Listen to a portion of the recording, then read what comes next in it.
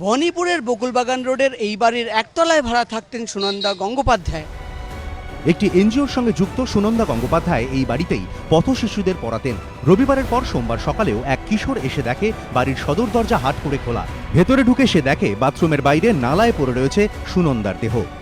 পুলিশকে উঠে বললাম সারাদিন দরজা খোলা ছিল, দিদিকে একবারও দেখা যায়নি।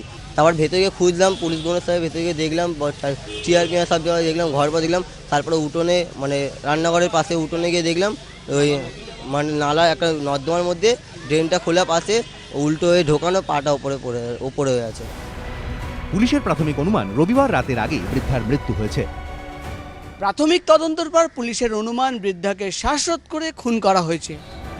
পুলিশ সূত্রে দাবি বৃদ্ধার দেহ পড়েছিল বাথরুমের বাইরে নালার মধ্যে, দেহের বাকি অংশ বাইরের দিকে।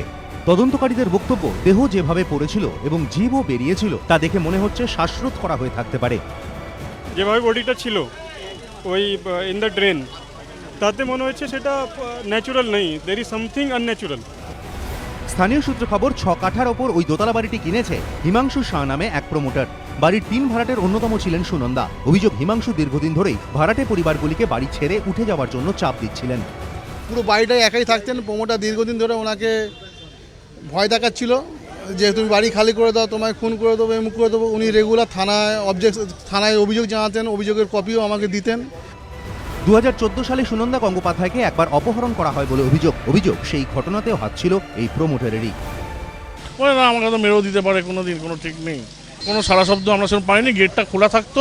ওনার যে কোনো রোগ ভোগ ছিল বলে তো মনে হয় না। এরকম যে ওনার মৃত্যুটা হয়েছে রহস্যজনক মৃত্যু, এইটুকু আমি বলতে পারি।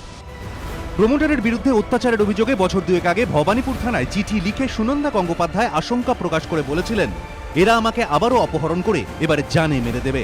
সোমবার তাঁর রহস্য মৃত্যুতেও আঙুল উঠছে সেই প্রমোটার চক্রের দিকেই। প্রমোটার অবশ্য এই ঘটনার সঙ্গে তাঁর যোগের অভিযোগ মানতে নারাজ।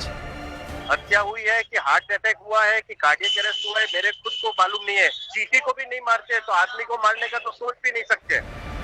মৃতের স্বামী আলাদা থাকেন। স্থানীয়দের একাংশের অভিযোগ, তিনি প্রমোটারের সঙ্গে যোগসাজশ করে স্ত্রীকে অপহরণ করান।